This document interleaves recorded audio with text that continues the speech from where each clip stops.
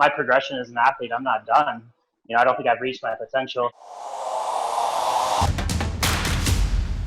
Welcome to Turbo Talks. I'm your host, Greg Bennett, and today I'm joined by Tim O'Donnell and Ben Hoffman. How are you guys? Not bad, not bad. Thanks for joining me. Look at you guys working out. I miss those days. I want to start the show by just going No, you don't. No, you don't, Greg. Yes, I do. I'm just sitting on the seat here enjoying it, all right? Tio, I want to just look at your resume to start with, because last year, 2019, was just absolutely an incredible year with your sub-8 Ironman at the Kona World Championships, finishing second to Jan Frodeno. One of your best performances, I think, of your career, and I think you probably might agree with me. Then, if I look at the rest of the resume, with your third, your fourth, your fifth, your sixth, and eighth at Kona, it's like you're always at the pointy end there on the Big Island at Kona. Just one of the all-time great resumes that we've ever seen in the sport.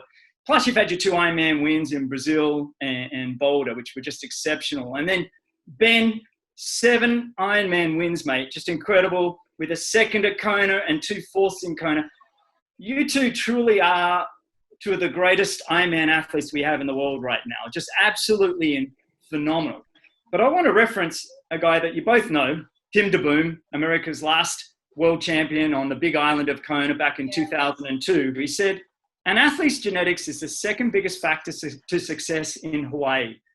The most important ingredient is the mental edge, the desire, the heart, the hunger, the drive, the desperation, the ability to suffer, the absolute hatred of finishing second, and the intense fear of failure." His theory being that the American athletes are too comfortable. Ben, how do you feel when you hear that from one of America's greatest Ironman performances on the Big Island? We all know that Tim carries a bit of a chip on his shoulder. He's a great athlete, but I think he's also maybe not, racing in the same era that we are. And, I think Tim's best times for sure, technology and everything else aside, weren't even in the same ballpark as what we're doing now. And what do you think, Tio? I love Tim, but I think he's he's way off in this particular comment.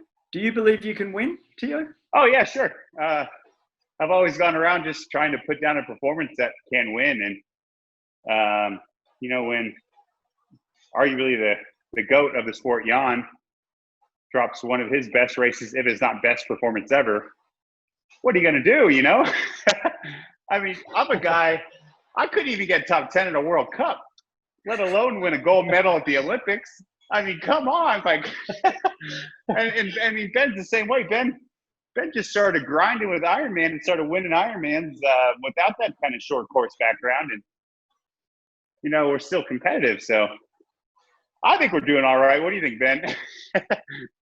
Yeah, man, I think there's I hate to say it in such blunt terms, but I think, D'Boom, as much as he's the last American to have won, is a bit irrelevant. And the times that he won with were quite soft, like Tio said. So, had he been racing in this era, he wouldn't have been in the top 10 anymore.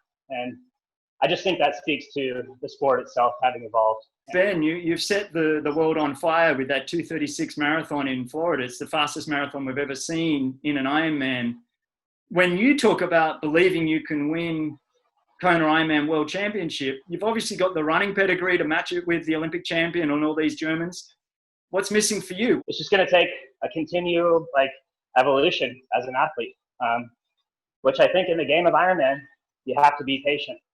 This is an older guy's sport typically, and you want it, of course, you want it right away, but, you also have to be patient. And these are my prime years, so I'm optimistic that I still have a lot to give out there.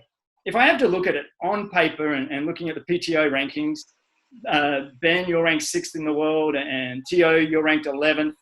Ben, you've had 7 Ironman wins with that fastest ever 2:36 marathon last year in Florida. You've had a second in Kona, 2 fourths, and you're 36. So you're a little bit younger than Tio. So I would say you've got that slight edge on paper above of making this happen. Would you agree with that? I absolutely do. I mean, I think my progression as an athlete, I'm not done.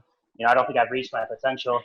Like Tio said, I think Jan even admitted it. And maybe he has more in the tank, but what he did last year was exceptional. And maybe the best performance of his life ever, But I don't think I've had that day yet. And for me, what it's going to take is a very complete race, which I had last year, but it needs to be better across all disciplines. You know, I didn't have the fastest run. I was close. My bike was a little bit off, and my swim, you know, I have to learn how to get up there with the very fastest guys like Tio, Ali, Jan, or be close enough to bridge the gap on the bike. But it's just going to take a continual evolution as an athlete, which I think in the game of Ironman, you have to be patient. You know, this is an older guy's sport typically, and you want it, of course, you want it right away. But, you know, you also have to be patient. And these are my prime years, so I'm optimistic that I still have a lot to give out there. But Tio, how do you feel that when you hear that if it kind of looks like on paper that Ben's a slightly better athlete and a better chance of winning? What do you think about that? Would you agree with that? So I definitely think Ben's got potentially more swings of the bat left.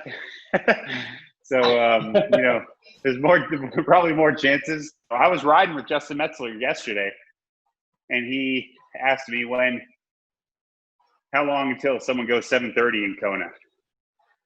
And I think we'll probably see it in our lifetime. So why can't it be one of you guys? Ben, do you think can you see a 7:30 in your career in the next 5 years?